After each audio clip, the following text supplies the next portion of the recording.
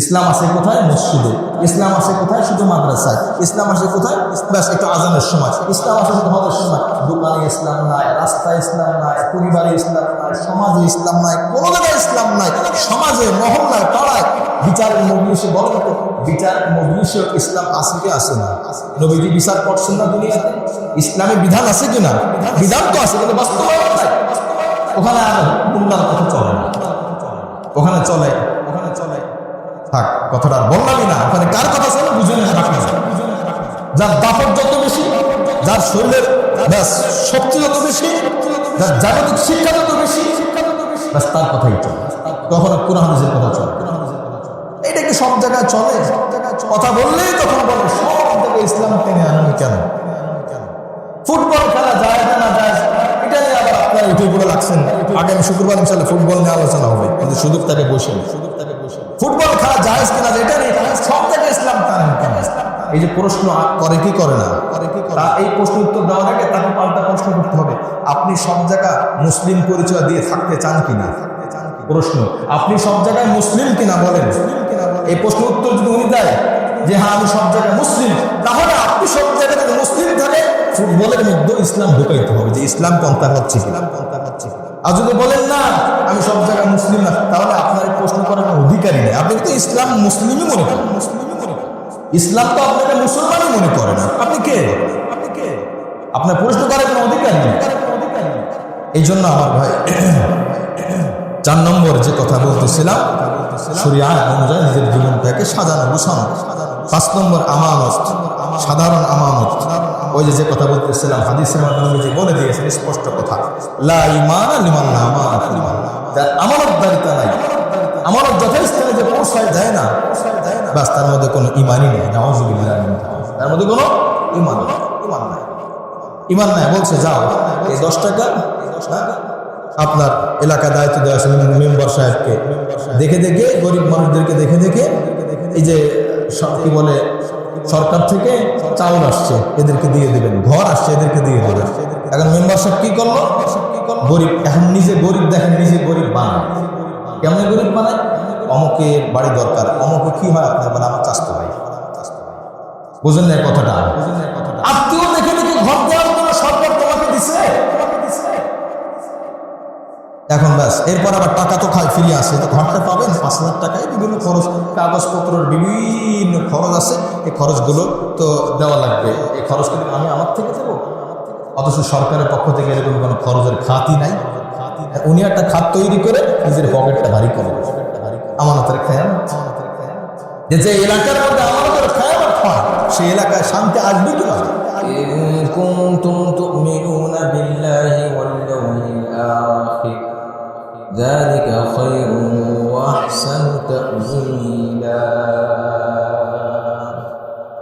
صدق الله مولانا العظيم اللهم صل على محمد وعلى آل محمد كما صليت على إبراهيم وعلى آل إبراهيم إنك حميد مجيد اللهم بارك على محمد وعلى آل محمد كما باركت على إبراهيم وعلى آل إبراهيم إنك حميد مجيد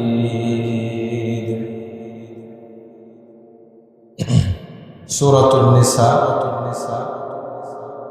58 ও 59 নম্বর আয়াত তেলাওয়াত করা হয়েছে। আল্লাহ রাব্বুল আলামিন আমাদেরকে তাফসীরের মজলিসে বসার তৌফিক দান করেছেন, শুকর আদায় করি আলহামদুলিল্লাহ।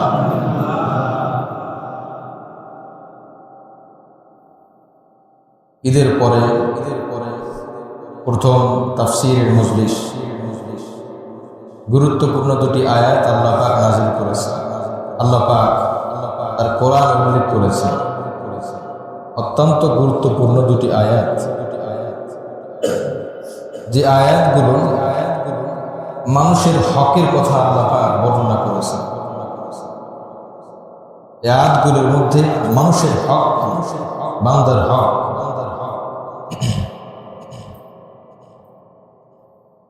58 ও 59 নম্বর আয়াত। আল্লাহ পাক বলেন, ইন্নাল্লাহা ইয়া'মুরুকুম আন তু'আদ্দুল আমানাতি ইলা আহলিহা, নিশ্চয় আল্লাহ তোমাদেরকে আমানত সমূহ তার মালিকদের কাছে পৌঁছে দেওয়ার আদেশ করেন।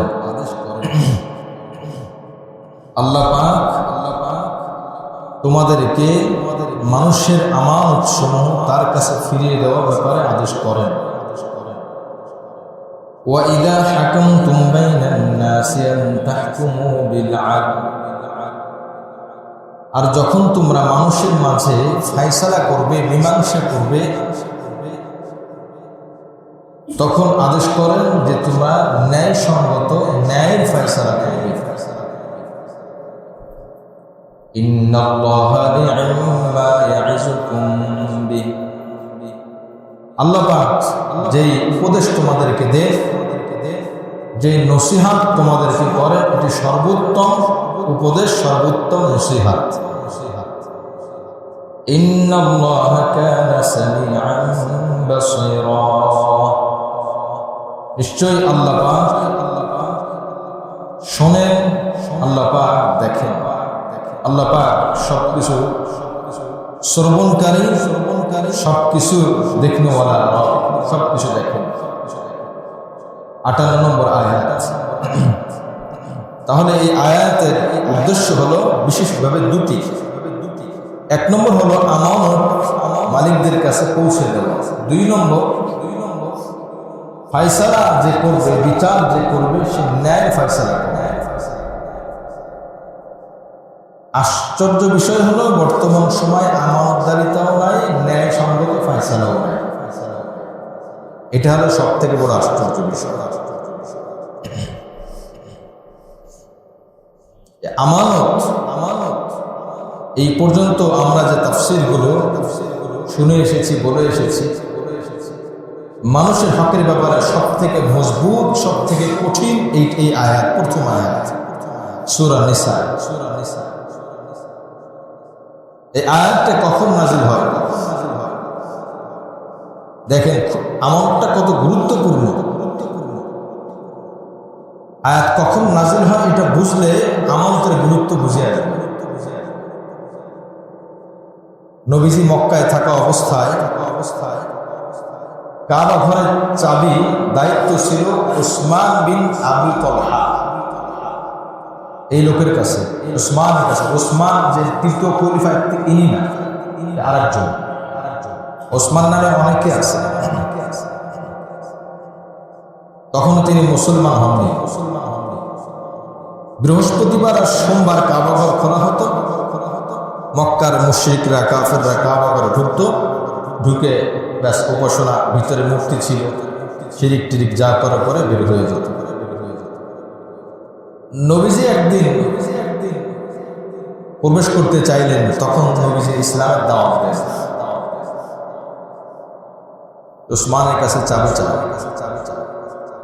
তিনি বিরক্ত প্রকাশ করলেন, বিরক্ত ভাব দেখালেন, দিতে কেমন যেন নারাজ। প্রথমে অস্বীকার করলেন,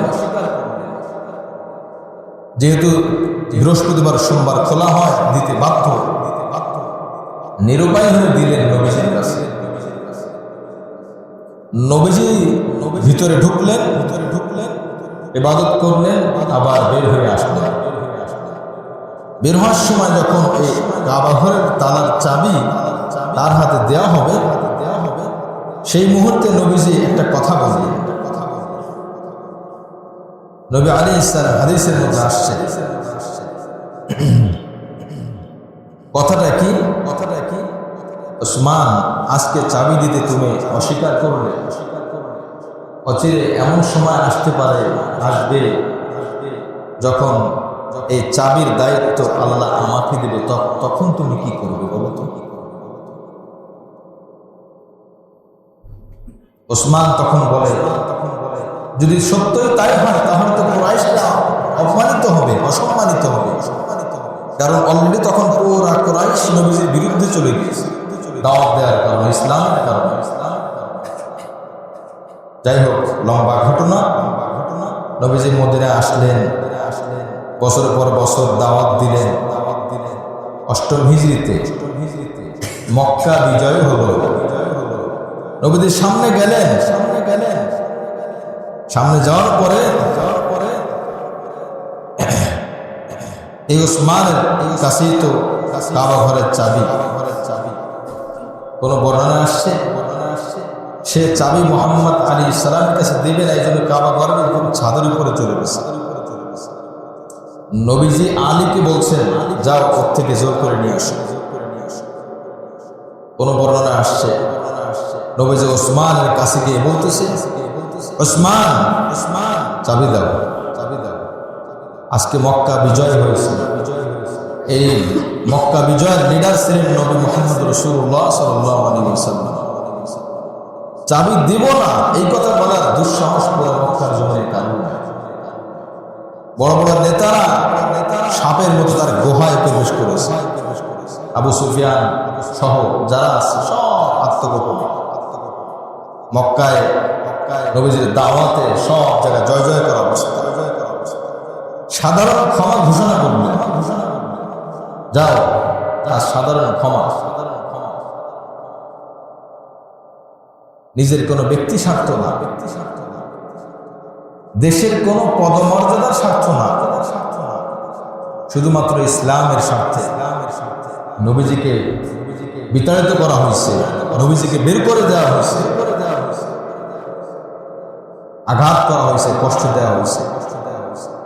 আজকে নবীজি ক্ষমতা, সাহাবায়ে কেরাম কেউ কেউ এই স্লোগান দিচ্ছিলেন, আল-ইয়াউমা ইয়াউমুল মালহামা, আল-ইয়াউমা ইয়াউমুন তুস্তাহাব্বুল কাবা, আল-ইয়াউমা ইয়াউমুল মালহামা। এর অর্থ কি জানেন? আজকে চরম যুদ্ধের দিন। আজকে কাফেরদের গোশতের গোশতকে টুকরা টুকরা করে কাটবো, আজকে সেই দিন। এই ঘোষণা দিচ্ছেন সাহাবারা। আজকে কচু কাটার দিন। বাংলা অনুবাদ যদি আমরা করি, আজকে আমরা কাফেরদেরকে কচু কাটা কাটবো, গোশতের টুকরা হালিমের টুকরা বানাবো। ভয়াবহ এক অবস্থা।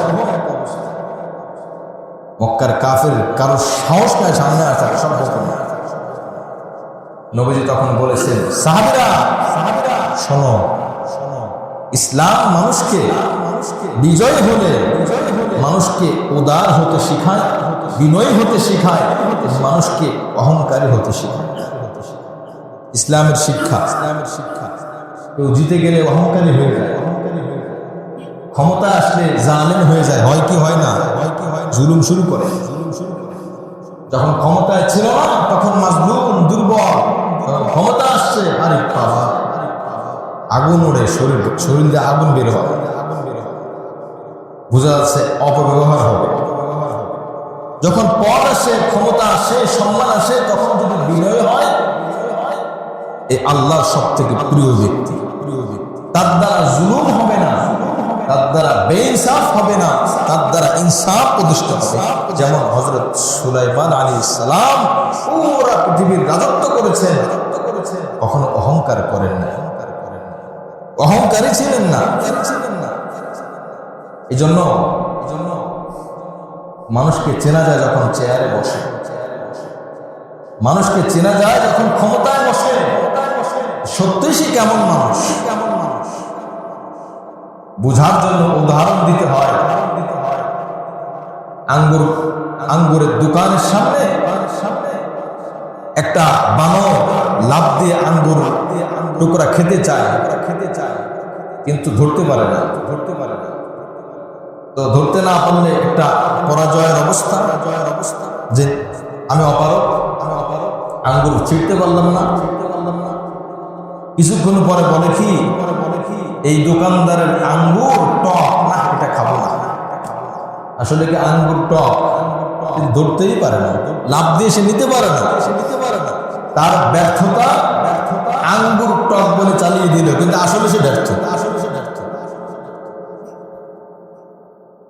জন্য মানুষের সক্ষমতা থাকা অবস্থায় তার মূল ভিতরের আচরণটা ফুটে ওঠে।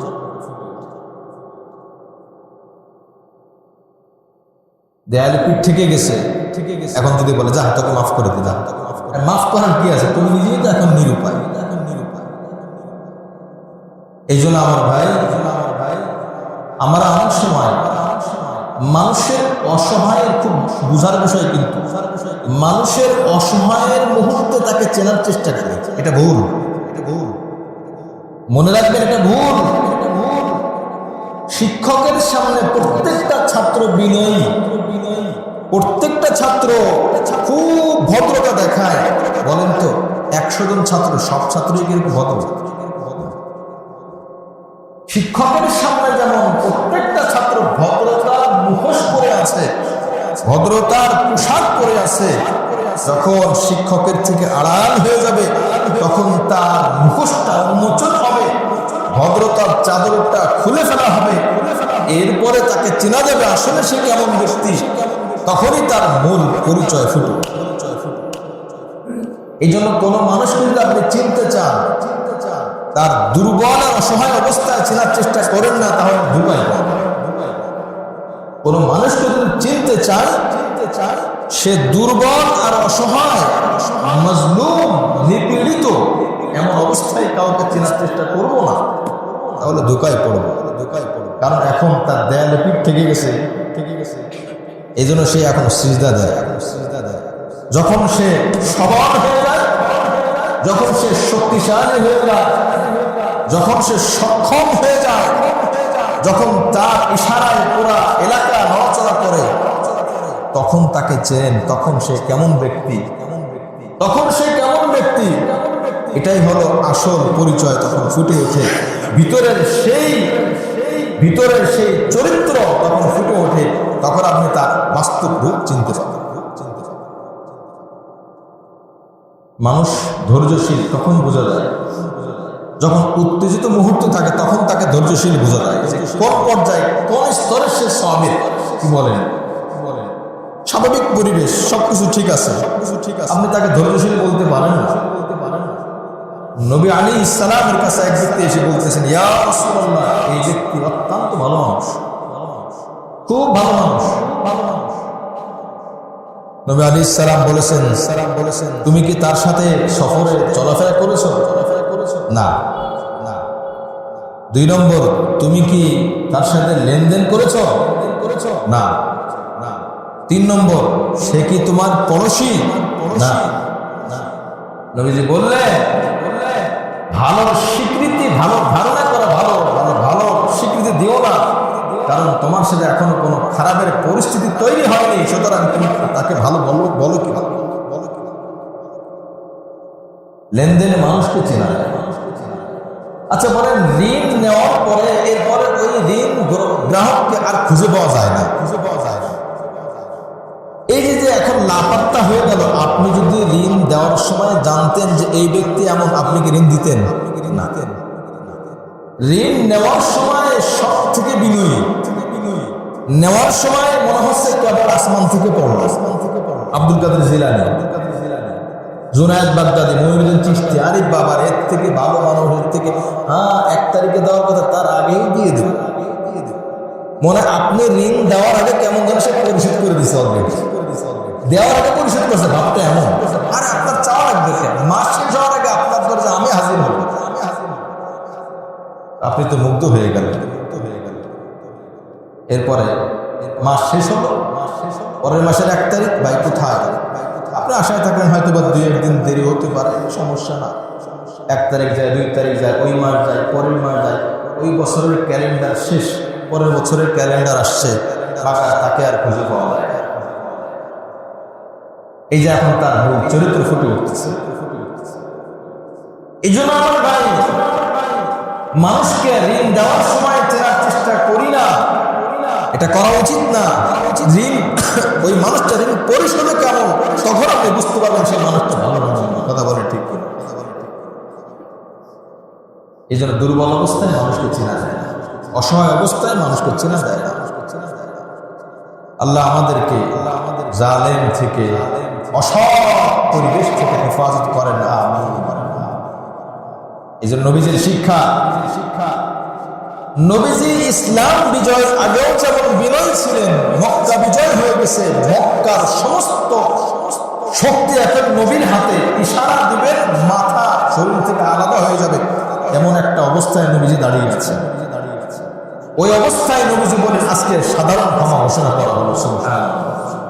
শুধু তাই না, মক্কার সব থেকে দুশ্মন বড় কাফের নেতা, এদের নাম ধরে ধরে বললেন যে এরাও, এদের বাড়িতে যারা আশ্রয় নেবে তাদেরকে ক্ষমা করা হলো। সুবহানাল্লাহ। এবার দেখেন, যাকে সব থেকে বেশি শাস্তি দেওয়ার কথা, যার সাথে সব থেকে বেশি শত্রুতামি, নবীজি কি বললেন? তার বাড়িতে যে আশ্রয় নেবে সেও মুক্ত। কেমন বিনয় দেখিয়েছে, ক্ষমতার অপব্যবহার করেন। সুযোগ ছিল।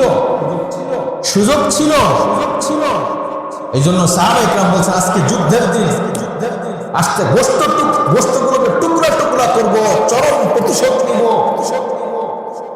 ওমর রাদিয়াল্লাহু আনহু শরীরে রক্ত গরম। আমি যে পথে হাঁটি সেই পথে শয়তানও হাঁটে না, এত ভয় পায়। আর সেই মক্কা থেকে আমরকে বিতাড়িত করা হয়েছে। আর নবীজি তখন শাসন করলেন না, নবীজি তখন শাসন করলেন খবরদার, আমি জুলুমকে পছন্দ করি না। মাজলুম যদি বেঈমান হয়,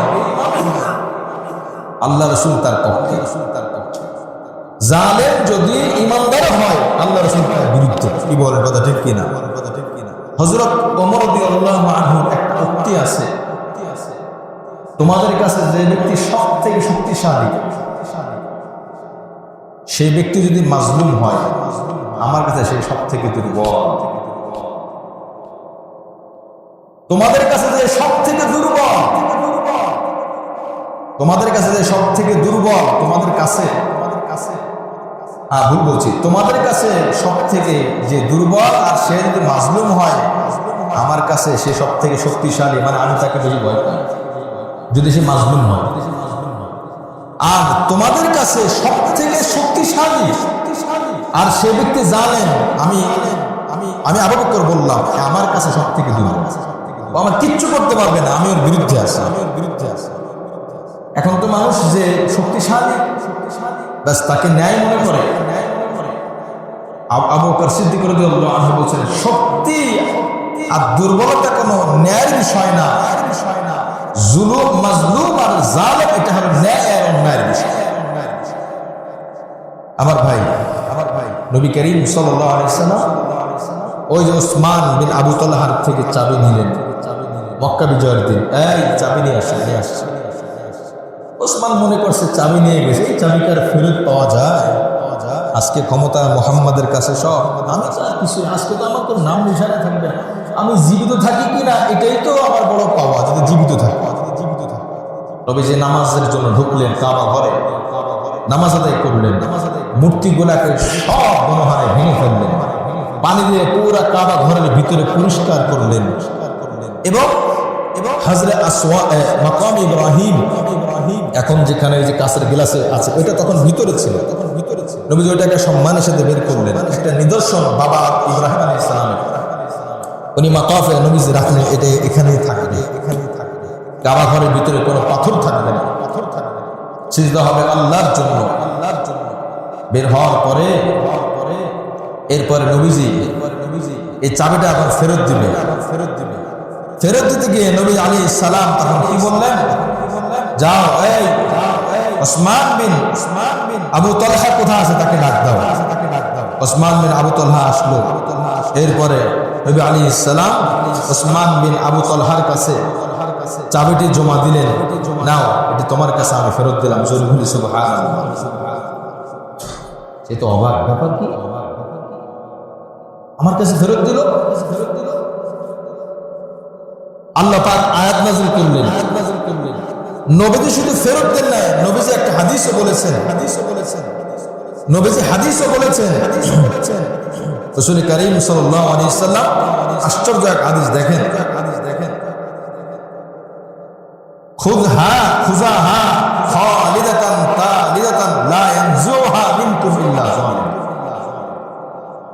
ওসমান এই চাবি আমি তোমার কাছে দিলাম। আচ্ছা বলেন তখন কি ওসমান কাফের না মুসলমান? কাফের। নবীজির হাতে সমস্ত ক্ষমতা, যে উসমান সেদিন চাবি দিতে অস্বীকার করেছে, আর সেদিন নবীজি বলছেন অচিরে আমার কাছে চাবি আসবে, চাবির মালিক আমি হব। আজকে নবীজির ক্ষমতা থাকা সত্ত্বেও নবীর চাবি তার কাছে ফিরিয়ে দিলেন। যুগ যুগ ধরে তার পরিবারের কাছে ছিল দায়িত্ব। নবীজি বললেন লা ইয়ানজুহা ইল্লা যালিম, শোনো এই চাবি তোমাদের কাছে আজীবন থাকবে, তবে ওই ব্যক্তি ধারণ করবে, তোমাদের থেকে ছিনিয়ে নেবে যে ব্যক্তি জালেম। নাউজুবিল্লাহ। এই জন্য এরপরে যুগ যুগ ধরে শতাব্দীর পর শতাব্দী বহুত ক্ষমতাধর ব্যক্তিরা আসছে, কিন্তু ওই পরিবার থেকে চাবি নেওয়ার সাহস পায় নাই। এর কারণ কি? নবীজি বলে গেছেন যারা চাবি নেবে তোমার পরিবার থেকে তারা জালেম হবে। নাউজুবিল্লাহ। কি বুঝলে? শুধু তুমি না, তোমার পরিবারের কাছে চাবি থাকবে, তোমার বংশধরের কাছে চাবি থাকবে। উনি অবাক হয়ে তাকিয়ে থাকলেন, আমি কার মুখে কি কথা শুনছি? তখন সাথে সাথে সে বলল আশহাদু আল্লা ইলাহা ইল্লাল্লাহ ওয়া আশহাদু আন্না মুহাম্মাদান আবদুহু ওয়া রাসূলুহু। দাওয়াত দেওয়ার কোনো প্রয়োজন নাই, দাওয়াত দেওয়ার প্রয়োজন নাই। যেদিন মারামারি করার সময় সেদিন নবীজির সর্বোচ্চ বিনয়, সেদিন সর্বোচ্চ চরিত্র দিয়ে ওসমানের মন জয় করেছেন। আজ ওসমান নিজের থেকে খুশি মনে কোন চাপের শিকার না হয়ে বলতেছে আমি ইসলাম ধর্ম গ্রহণ করলাম। সুবহানাল্লাহ। এটা হলো আমানতের শিক্ষা। এই জন্য আমার ভাই আজ আমানত নাই, আজ আমানতের এটা শেষ হয়ে গেছে। এই জন্য আল্লাহ পাক রব্বুল আলামিন আমাদেরকে আমানত দ্বারা শেখাচ্ছেন। এরপরে আল্লাহ পাক এই আয়াত নাযিল করেন, জিবরিল আমিন আলাইহিস সালাম এই আয়াত নিয়ে আসলেন নবীজির কাছে। ইন্নাল্লাহা ইয়া'মুরুকুম আন তু'আদ্দুল আমানাতি ইলা আহলিহা। আল্লাহ পাক আদেশ করেছেন তোমাদেরকে তোমরা যেন আমানতগুলো ফিরিয়ে দাও। আমানত ফিরিয়ে দাও। আমানত কত প্রকার? কথার আমানত, কথার আমানত, কথা দিয়ে বলা হয় ভাই কারো কাছে বলেন না, এটা একটা আমানত। অর্থের আমানত, টাকা পয়সা গচ্ছিত রাখা, এটা আমানত। 3 নম্বর সম্মানের আমানত। প্রত্যেক মুমিনের কাছে আরেক মুমিনের সম্মান একটি আমানত। তার দুর্বলতা আমার কাছে আছে, সুযোগে আমি তার দুর্বল জায়গায় আঘাত করলাম, ফাঁস করে দিলাম। সত্যিকার কোন একজন ব্যক্তি একটা অপরাধ করেছে, আমি দেখেছি, আমি এটি ফাঁস না করলে কোনো সমস্যা নাই, ফাঁস করলেও কোনো সমস্যা নাই, কিন্তু আমি যদি এটা ফাঁস না করি, ছড়িয়ে না দিই, এই বেচারা সম্মান বাকি থাকে, বেচারা ইজ্জত নষ্ট হয় না। আল্লাহ রাসূল কি বলেন? যে ব্যক্তি অন্য মুসলমানের ইজ্জত রক্ষা করে আল্লাহ পাক দুনিয়াতেও আখিরাতে তার ইজ্জত রক্ষা করে। সুবহানাল্লাহ। আজ বর্তমান সময় মোবাইল হাতে আসলেই একজনের একটা অপরাধ জানলাম, দেখলাম, যাচাই বাছাই নাই, আসার আগে শেয়ার করা শুরু, আসার আগে ছড়িয়ে দেওয়া শুরু। মনে রাখবেন, কথা ছড়িয়ে দিলে যেভাবে আমানতের খেয়ানত হয়, ইজ্জত নষ্ট করার গুনাহ হয়, ফেসবুকের মাধ্যমে, ইউটিউবের মাধ্যমে আমি যে কথাগুলো ছড়িয়ে দিচ্ছি যাচাই বাছাই ছাড়া সত্যিকার এই সমস্যা ছিল না। এটার কারণ আখিরাতে আল্লাহ পাক বান্দাকে ধরবেন, আল্লাহ পাক হিসাব নেবেন। এই বান্দার হক তুমি নষ্ট করেছো, হক আদায় করো, তারপরে তোমার জান্নাত পাওয়া যাবে। এই জন্য মোবাইল ব্যবহার করো খুব সাবধান, শেয়ার করা যাবে না। মানুষের ইজ্জত, আমার সন্তানের ইজ্জত, আমার স্ত্রীর ইজ্জত, আমার বাবার ইজ্জত, আমার মায়ের ইজ্জত যেমন আমার কাছে একটা আমানত। নবীজি বলছেন বিদায় হজের ভাষণেই তো আছে, বিদায় হজের ভাষণেই তো কথাগুলো আছে। বিশ্বের সমস্ত মুসলিমদের, মুমিনের, মানুষের ইজ্জত তোমার কাছে, হে আমার উম্মত, তোমার কাছে এটা আমানত, এটা আমানত, এটা আমানত।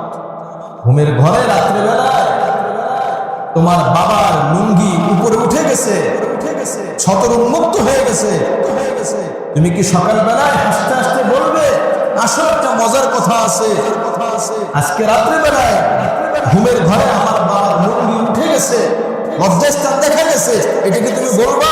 বলে কখনোই বলবো না। আমার বাবার সম্মান, তো তোমার বাবার সম্মান আমানত তোমার কাছে যেমন দায়িত্ব, একজন মুসলিমের সম্মান আমানত এটাও তোমার কাছে দায়িত্ব।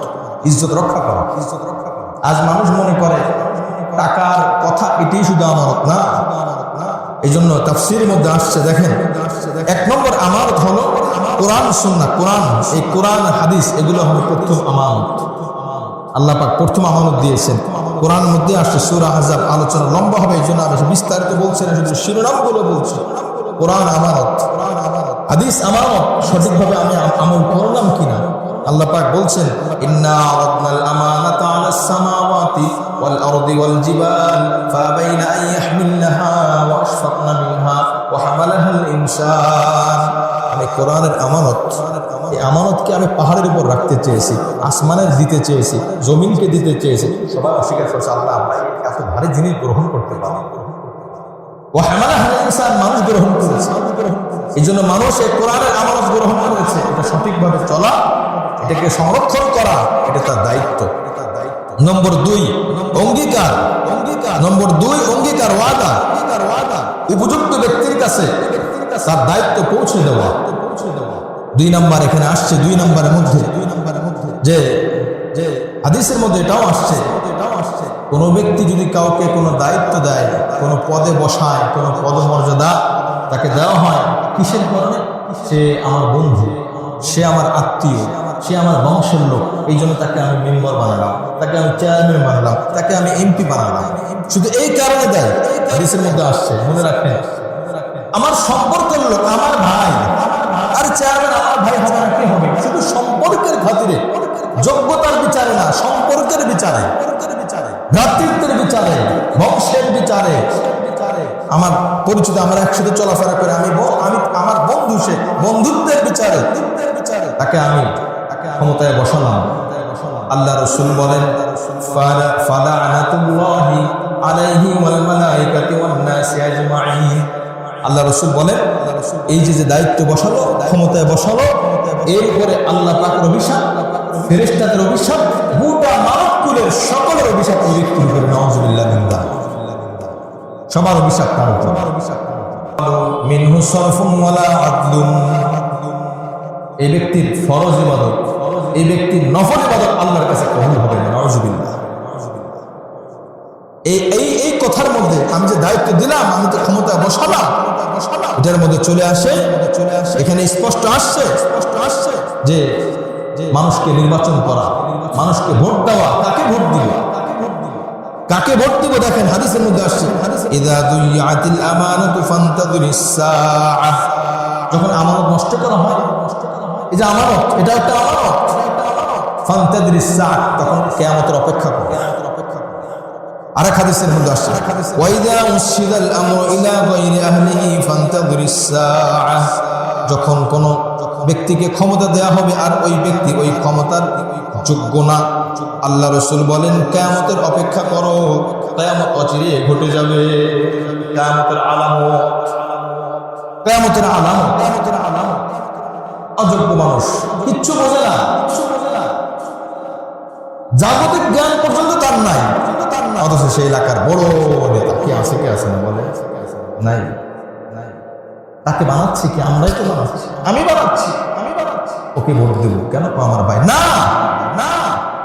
আপনার অপরিচিত ব্যক্তি একজন দাঁড়িয়েছে এলাকার চেয়ারম্যান পদে, আপনার আপন ভাই দাঁড়িয়েছে একই পদে। আপনার আপন ভাই অযোগ্য, আপনি জানেন, সে আমানতদার ব্যক্তি না, তার মধ্যে জ্ঞান নাই, সে সঠিক বিচার করতে পারবে না, সঠিকভাবে সে চলবে না। আরেকজন ব্যক্তি যে আছে, আপনি জানেন সে আসলে আপনার জানা হবে, সে সঠিকভাবে চলবে। এই মুহূর্তে কোরআন সুন্নাহ বলে আপনার ভাইকে আপনি ভোট দিবেন না, যদিও এটা মানা সম্ভব, তবে কোরআন সুন্নাহ আপনাকে বলে আপনি ওই অপরিচিত ব্যক্তিকে ভোট দিয়ে তাকে ক্ষমতায় বসাবেন। কোরআন, তাফসীর, হাদিস, বানোয়াট কোনো কথা, কোনো মোল্লা মুন্সির কথা না, কোনো মুফতি আলেমের কথা না, হাদিসের কথা। যখন অযোগ্য ব্যক্তিকে তোমরা দাও, নিজেই কিছু বোঝে না, বিচার কি করবে? সমাজের মধ্যে বিচারকের স্থানে তাকে বসানো হয়েছে। এখন দেখে কোন দলের লোক বেশি, কোন দল ভারী বেশি, যেই দল ভারী, যেই দলের প্রভাব বেশি আছে ওই দলের পক্ষে রায় দিয়ে দেয়, হয় কি হয় না? কেন? পরবর্তী 5 বছর পরে আমার চেয়ারটা টিকিয়ে রাখতে হয়। এই বংশের লোক বেশি, এই বংশে ভোট বেশি, এই বংশের লোক বেশি, এই বংশে ভোট বেশি। আমাদের গ্রামের কথা আমি বলছি, যেহেতু আপনারা চিনবেন না, যে গিবত হিসাবে বলছি না, গিবত হবে না। এখন যে আছেন যে কোনো এক পদে, আমার চাচা আগে ছিলেন সম্পর্কে ভাই, আমরা জেনেছি ওনার মধ্যে সমস্যা স্পষ্ট প্রকাশ পেয়েছে, প্রমাণ সহকারে সিদ্ধান্ত নিয়েছি গ্রামের ওলামা ইকরাম সহ এবং মুরব্বীরা সহ যে না, ওনাকে দেওয়া যাবে না। সমাজের স্বার্থে, ধর্মীয় স্বার্থে তাকে ভোট দেওয়া যাবে না। ব্যাস, ভোট দেওয়া হয় না, তিনি জিততে পারেন না। মুআজ্জাজ হাজির, আমাদের গ্রামে একটা ওলামা পরিষদ আছে, পুরো গ্রাম, অনেক বড় গ্রাম। আমি ওখানে ছোট একটা দায়িত্বে আসছি। যাই হোক, আমার থেকে অনেক সিনিয়র ব্যক্তিরা আছেন, বয়সে আমার চাচা দাদা আমাকে সাধারণ সম্পাদক বানাইছে। অথচ মুরব্বীরা সব ঢাকার মধ্যে পাটাওয়াটুলি মসজিদ আছে, অনেক বড় মসজিদ, চিনি কিনা জানি না, ওই মসজিদের খতিব যদি কখনো ওদিকে নামাজ পড়ার সুযোগ হয়, দেখবেন অনেক বয়স্ক আলেম, অনেক বড় আলেম, উনি নিজে আমাকে বলছে দায়িত্ব পালন করে। প্রত্যেক বছরে 2-3টা মজলিস হয়, মিটিং হয়। ওই মিটিংয়ের উদ্দেশ্যই হলো মানুষের থেকে নেওয়া না, মানুষকে দেওয়া। আমাদের ওলামা ইকরাম, আমরা অল্প কিছু তাদেরকে খাওয়াবো, তাদেরকে ভালো পথ দেখাবো, চুরির পথ বন্ধ করব, মাদকের পথ বন্ধ করব, সেবামূলক কাজ করবো। খালি নামাজ পড়েন, নামাজ পড়েন, এটা না। এই জন্য সেবামূলক কাজ, এটা তো আমার কোনো নিজস্ব কোনো এলাকা না, সব জায়গায় সবকিছু করা যায় না আমার ভাই। এই জন্য বলতেছি সম্মিলিতভাবে যখন কোনো গ্রামবাসী, কোনো এলাকাবাসী ন্যায়ের পথে চলে, আল্লাহ তাদের সাথে থাকে। সুবহানাল্লাহ, আল্লাহ তাদের সাথে থাকে। এই জন্য আল্লাহ পাক রব্বুল আলামিন কথাই বলছেন, ইন্নাল্লাহা ইয়া'মুরুকুম আন তু'আদ্দুল আমানাতি ইলা আহলিহা। আল্লাহ পাক, আমি আল্লাহ তোমাদেরকে আদেশ দিচ্ছি।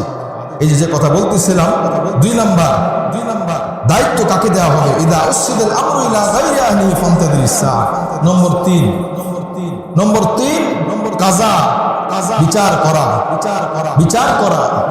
1 নম্বর আমানত। কি ভাই, খুব খেয়াল করেন, কথা শেষের দিকে নিয়ে আসছি।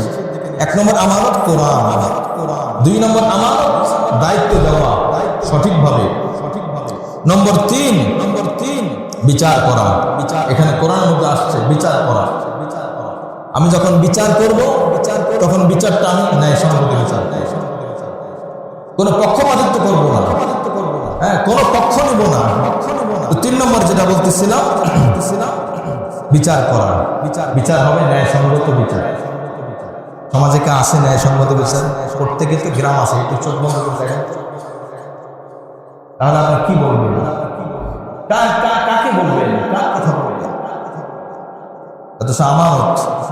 নম্বর 4 আল্লাহ রসুলের যে বাণী আছে, বাণী অনুযায়ী নিজের জীবনটাকে চালানো। যদি কেউ চালায় তাহলে সে আমানত রক্ষা করলো, আর যদি কেউ না চালায় তো সে আমানত রক্ষা করে না।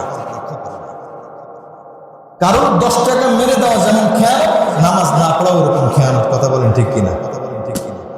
কারণ কথা ওয়াদা রক্ষা করা, কথা ফাঁস করে দেওয়া যেমন খেয়ানত করা, রোজা না রাখা খেয়ানত, মিথ্যা কথা বলা খেয়ানত, সত্য না বলা খেয়ানত। এই জন্য শরীয়তের পর আল্লাহ পাক ওই রুহের জগতে বলে দিয়েছেন, এই তোমরা আমার হুকুম মানবা তো? আমি আল্লাহ বলে মেনে নিছো তো? সবাই আমরা বলছেন জি, আপনাকে রব হিসেবে মেনে নিছি। সব বিধান, ইসলামী বিধান আমরা সবগুলো বাস্তবায়ন করবো। দুনিয়াতে আসার পরে সব ভুলে গেছে। ইসলাম আছে কোথায়? মসজিদে। ইসলাম আছে কোথায়? শুধু মাদ্রাসায়। ইসলাম আছে কোথায়? ব্যাস একটু আজানের সময়। ইসলাম আছে শুধু হজের সময়। দোকানে ইসলাম নাই, রাস্তায় ইসলাম নাই, পরিবারে ইসলাম নাই, সমাজে ইসলাম নাই, কোনো জায়গায় ইসলাম নাই। সমাজে, মহল্লায়, পাড়ায়, বিচারের মজলিসে, বলেন তো বিচারের মজলিসে ইসলাম আছে কি আছে না? নবীজি বিচার করছেন না দুনিয়াতে? ইসলামী বিধান আছে কিনা? বিধান তো আছে, কিন্তু বাস্তবায়ন নাই। ওখানে আর উন্নয়ন কথা চলে না, ওখানে চলে থাক, কথাটা আর বললামই না। ওখানে কার কথা চলে বুঝে না, যার দাপট যত বেশি, যার শরীরের ব্যাস শক্তি যত বেশি, যার জাগতিক শিক্ষা যত বেশি, ব্যাস তার কথাই চলে। কখনো কোরআন হাদিসের কথা চলে। কি সব জায়গায় চলে? কথা বললেই তখন বলে সব জায়গায় ইসলাম টেনে আনেন কেন? ফুটবল খেলা যায় না যায় এটা নিয়ে আবার আপনারা উঠে পড়ে লাগছেন। আগামী শুক্রবার ইনশাআল্লাহ ফুটবল নিয়ে আলোচনা হবে, কিন্তু সুযোগ তাকে বসে ফুটবল খেলা যায় কিনা এটা নিয়ে সব জায়গায় ইসলাম টানেন কেন? এই যে প্রশ্ন করে কি করে না, এই প্রশ্ন উত্তর দেওয়ার আগে তাকে পাল্টা প্রশ্ন করতে হবে, আপনি সব জায়গায় মুসলিম পরিচয় দিয়ে থাকতে চান কিনা? প্রশ্ন, আপনি সব জায়গায় মুসলিম কিনা বলেন। এই প্রশ্ন উত্তর যদি উনি দেয় যে হ্যাঁ আমি সব জায়গায় মুসলিম, তাহলে আপনি সব জায়গায় যদি মুসলিম থাকে ফুটবলের মধ্যে ইসলাম ঢুকাইতে হবে, যে ইসলাম পন্থা হচ্ছে কিনা। আর যদি বলেন না আমি সব জায়গায় মুসলিম না, তাহলে আপনার প্রশ্ন করার কোনো অধিকারই নেই। আপনি তো ইসলাম মুসলিমই মনে করেন, ইসলাম তো আপনাকে মুসলমানই মনে করে না। আপনি কে? আপনার প্রশ্ন করার কোনো অধিকার নেই। এই জন্য আমার ভাই 4 নম্বর যে কথা বলতেছিলাম, শরিয়াত অনুযায়ী নিজের জীবনটাকে সাজানো গুছানো। 5 নম্বর আমানত, সাধারণ আমানত। ওই যে কথা বলতেছিলাম হাদিসের মাধ্যমে যে বলে দিয়েছেন স্পষ্ট কথা, লা ঈমানা লিমান লা আমানাতা লিমান, যার আমানতদারিতা নাই, আমানত যথাস্থানে যে পৌঁছায় যায় না, বাস তার মধ্যে কোনো ঈমানই নেই। নাউযুবিল্লাহ, তার মধ্যে কোনো ঈমান নাই। বলছে যাও এই 10 টাকা আপনার এলাকায় দায়িত্ব দেওয়া আছে মেম্বার সাহেবকে, দেখে দেখে গরিব মানুষদেরকে দেখে দেখে এই যে কি বলে সরকার থেকে চাউল আসছে এদেরকে দিয়ে দেবেন, ঘর আসছে এদেরকে দিয়ে দেবেন। এখন মেম্বার সাহেব কি করলো? গরিব, এখন নিজে গরিব দেখেন, নিজে গরিব বানায়। কেমন গরিব বানায়? অমুকে বাড়ি দরকার, অমুকে কি হয় আপনার বলে আমার চাষতো ভাই, বুঝেন না কথাটা? আত্মীয় দেখে দেখে ঘর দেওয়ার জন্য সরকার তোমাকে দিছে। এখন ব্যাস এরপর আবার টাকা তো খায় ফিরে আসে, তো ঘরটা পাবেন 5 লাখ টাকায়, বিভিন্ন খরচ, কাগজপত্রের বিভিন্ন খরচ আছে, এই খরচগুলো তো দেওয়া লাগবে। এই খরচ কিন্তু আমি আমার থেকে দেবো, অথচ সরকারের পক্ষ থেকে এরকম কোনো খরচের খাতই নাই। উনি একটা খাত তৈরি করে নিজের পকেটটা ভারী করে আমানতের খেয়ানত। যে এলাকার মধ্যে আমানতের খেয়ানত হয়, সেই এলাকায় শান্তি আসবে কিভাবে? শান্তি কিভাবে আসবে বলেন আমাকে? এই জন্য আমার ভাই সম্পর্কের ভিত্তিতে আমানতদারিতা নষ্ট করা যাবে না। এই জন্য আল্লাহ পাক রব্বুল আলামিন 5 নম্বর যেটা বলেন, আমানতদারিতা রক্ষা করো। যেটা যাকে যার জন্য দেওয়া হয়েছে সেখানেই দাও, ব্যাস এটা তার খাতে দেয় তো, তাহলে এটা যথাস্থানে। এই জন্য আল্লাহ পাক বলছেন, ইন্নাল্লাহা ইয়া'মুরুকুম আন তু'আদ্দুল আমানাতি ইলা আহলিহা। কোন এক প্রতিষ্ঠানের কথা আজীব লাগে, দেওয়া হয়েছে নির্দিষ্ট করে যে অমুকদেরকে দিবে, অমুককে দিবে। এরা প্রতিষ্ঠানের টাকা ঢুকাইয়া এবার বাছাই করা শুরু করে, কাকে কাকে দেওয়া যায়। পরে হিসাব করে দেখে তার পক্ষের লোক যে তাদের নাম লিখে লিখে তাদের কাছে দিয়েছে, ওদের উদ্দেশ্যে যাদের উদ্দেশ্যে পাঠানো হয়েছে, অথচ সম্পূর্ণ টাকাটা নির্দিষ্ট ব্যক্তিদেরকে, তাদেরকে রামসাম কিছু একটা বুঝ দিয়ে বাকি টাকাটা প্রতিষ্ঠান কর্তৃক বা ওই ব্যক্তি কর্তৃক ব্যাস তার পরিচিত লোকজন যারা আছে তাদের মতো। এটা কি আমানত হয়েছে? না। কিভাবে আমানত হলো? আমানতের খেয়ানত করলেন, অথচ টাকাটা আপনার নিজের না, আপনি নিজেও ভোগ করলেন না, মাঝখানে আপনি জাহান্নামে খরিদ করেন, মাঝখানে জাহান্নামে খরিদ করেন। আর কিচ্ছু না। কি দরকার আছে? অন্যের কাছে গেল, দিল একজন, দিলাম আমি আরেকজনকে। আচ্ছা আমি কিন্তু ভোগ করি নাই, তো আমি তো দোষী না, কিন্তু অন্যায় জায়গা প্রয়োগ করার কারণে আল্লাহর কাঠগড়ায়, আইনের কাঠগড়ায় আমাকে কিন্তু দাঁড়াতে হবে। এই জন্য কখনই আমরা করবো, আমাদের কাছে যার যখন যে দায়িত্ব আসবে, যে আমাদের যে দায়িত্ব আছে, দায়িত্ব যখন আসছে, যে দায়িত্ব আছে যার যখন যার কাছে যেটা আসবে, দায়িত্ব যে আসবে না আমাদের কাছে তা তো না আসবে না।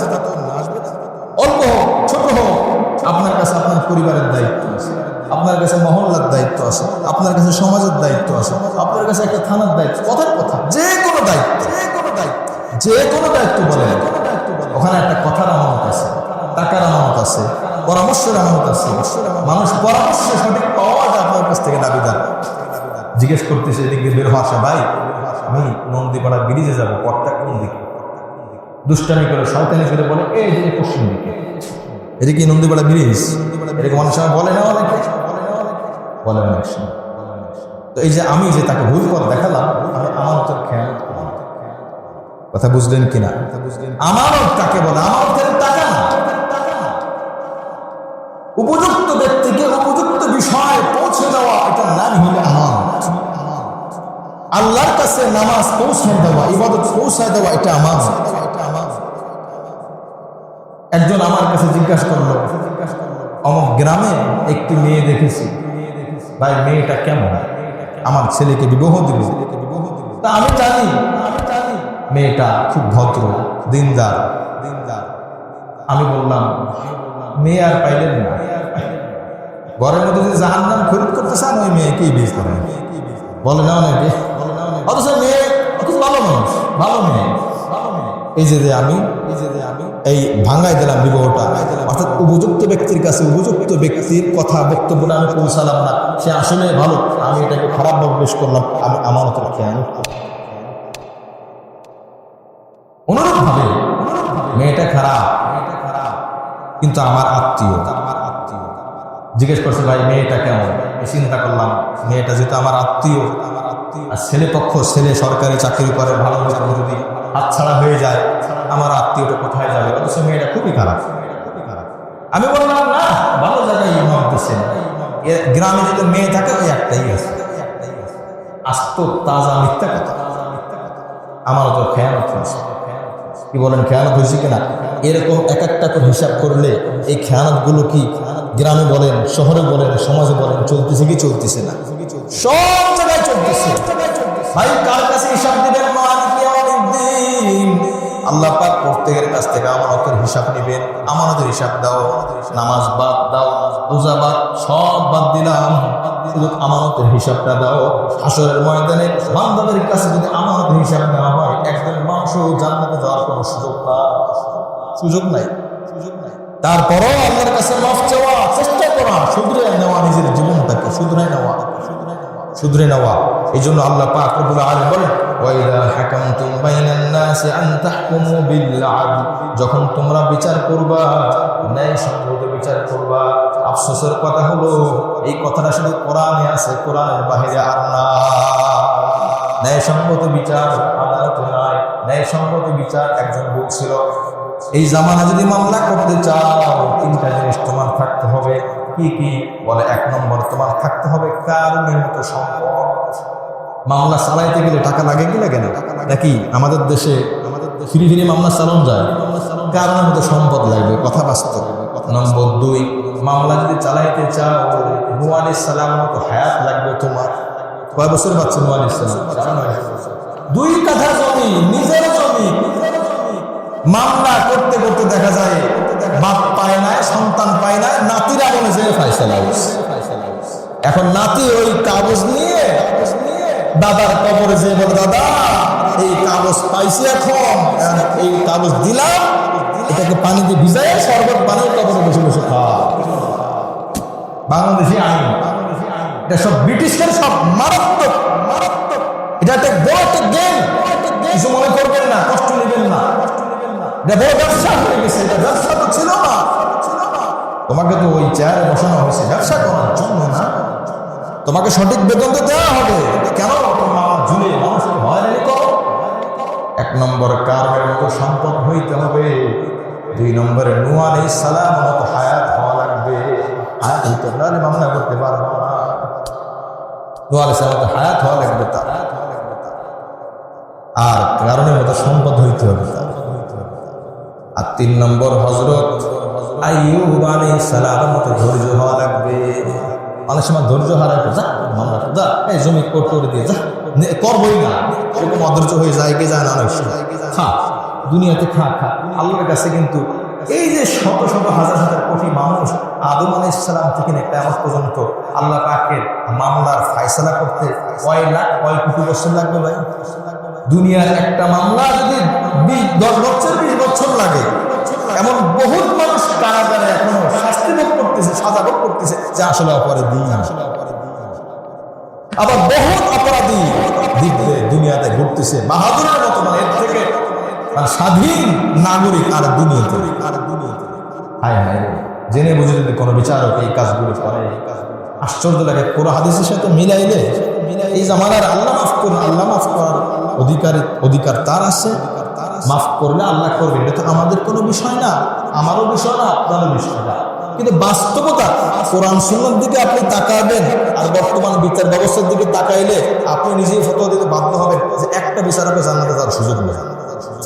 ইল্লা মাশাআল্লাহ, ইল্লা মাশাআল্লাহ, ইল্লা মাশাআল্লাহ।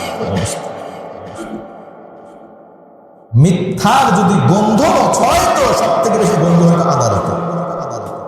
মিথ্যার যদি আযাব নাযিল হতো সব থেকে বেশি নাযিল হতো আদালত। কি পরিমাণ মিথ্যা, পরিমাণ মিথ্যা, কি পরিমাণ দুর্গন্ধ।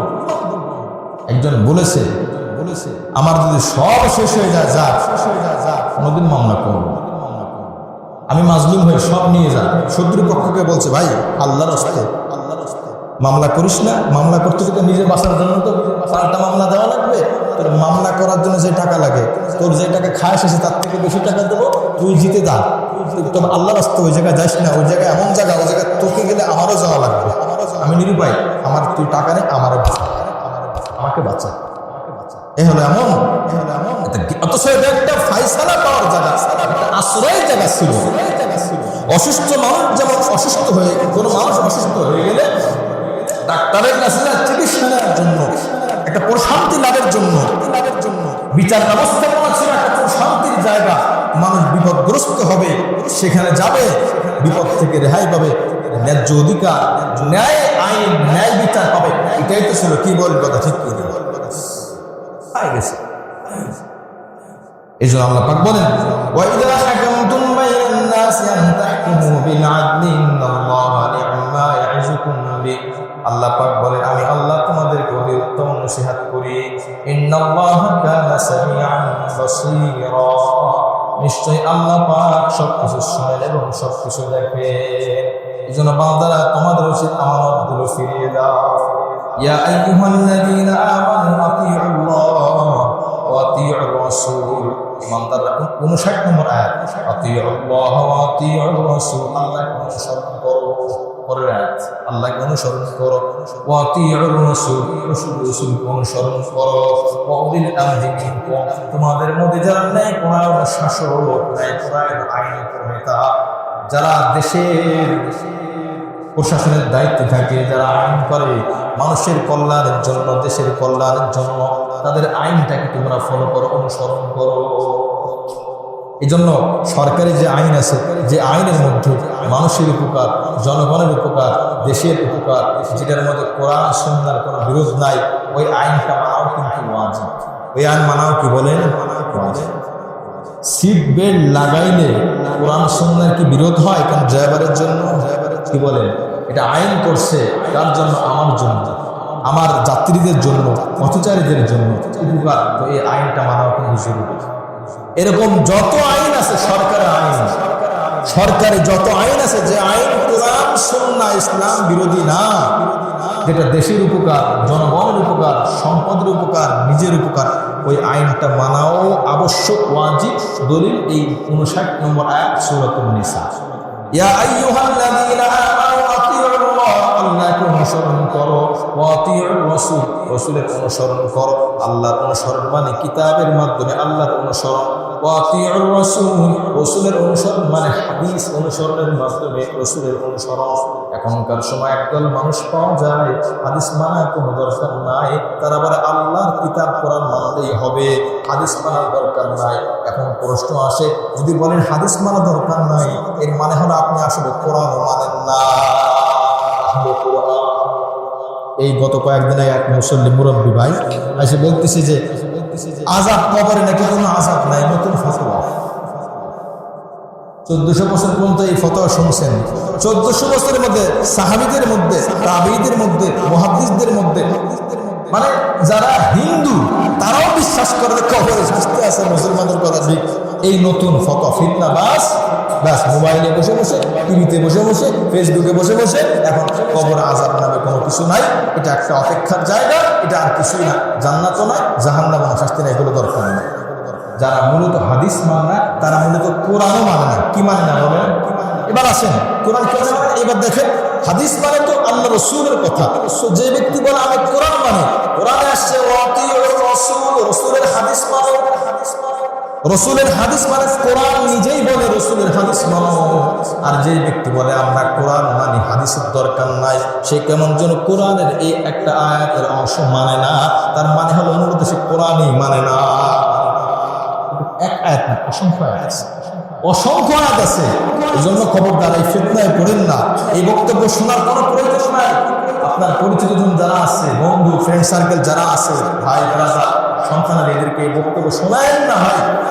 অনেক মানুষ বলে একটু শুনি দেখি কি হয়, একটু শুনি দেখি কি হয়। ভাই শুনবেন আজকে ভালো নিয়তে, শুনতে শুনতে আপনার ভিতরে মায়া জন্মায় যাবে। আল্লাহ না এখন একসময় গোমরা হয়ে যাবে, নিজেও টের পাবেন, নিজেও টের পাবেন না। শুননি একটু শুনলে কি হয় না, দরকার নাই, দরকার নাই। আচ্ছা গান শোনা গুনাহ কি গুনাহ না বলেন? আচ্ছা একটু শুনলি একটু গুনাহ হয় কিনা? নেফাকি পয়দা হয়। আর একটু শুনলাম, আর একটু শুনলাম, শুনতে শুনতে এক পর্যায়ে এমন হয় এটা ছাড়তে, এটা একটা নেশা হয়ে যায়। ওরকম শিরকি কথা, বাতিল কথা, গোমরা কথা, এগুলো একটা নেশা। এগুলো শুনতে শুনতে দিল দিমাগ সব নষ্ট হয়ে যায়। এই একটু শুনি, একবারে শুনবো না, একবারের জন্য শুনবো, বাস পুরা কি বলেন কথা ঠিক কিনা? আসছে আসছে। জি, তাইলে আমরা কোন কথা শুনবো না? যে কথার মধ্যে গুমরাহি আছে। যারা বলে হাদিস দরকার নাই, কথা শুনবো না, বক্তব্য দরকার নাই, ব্যাস আনলাইক করে দিব, ওখানে আমি একদম শেয়ার করবো না। যদি কোনো মন্তব্য থাকে সে মন্তব্য করে দেয় আমার ভাই। এই জন্য আল্লাহ পাক বলে তাদেরকে মানো।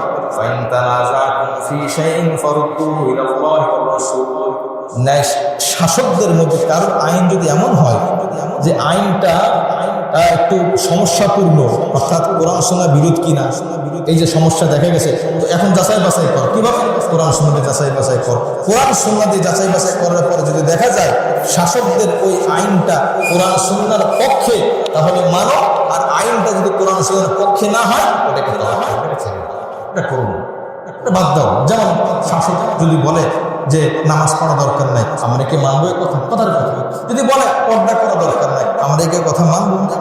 সৌদি সরকার বলছে এখন মাহারামের দরকার নেই, তার ব্যক্তিগত কথা। মাহারাম ছাড়া হজ করতে পারে, তাদের ব্যক্তিগত মতামত। আমাদের এটা মানার কোনো, তার কথা মানতে হবে বাধ্য না, শরীয়ত বলছে মানতে হবে। এই জন্য ইন কুনতুম তুমিনুনা বিল্লাহি ওয়াল ইয়াউমিল আখির, আল্লাহ রাসূলকে যদি তোমরা বিশ্বাস করো তাহলে কোরআন সুন্নাহর পথে চলো। শাসকদের কোরআন সুন্নাহর ন্যায়সঙ্গত কথাই মানো। যালিকা খায়র ওয়া আহসানু তাওয়িলা, এটাই হলো উত্তম, এটাই হলো উত্তম কথা, উত্তম ব্যাখ্যা। আল্লাহ পাক আমাদের সকলকে সহিভাবে কথাগুলো বুঝা ও আমল করার তৌফিক দান করার জন্য আমিন। তাহলে আমারও কত প্রকার, 5 প্রকার জানলাম, কত প্রকার? 5 প্রকার মানার চেষ্টা করব। আল্লাহ আমাদেরকে তৌফিক দান করেন, আমিন।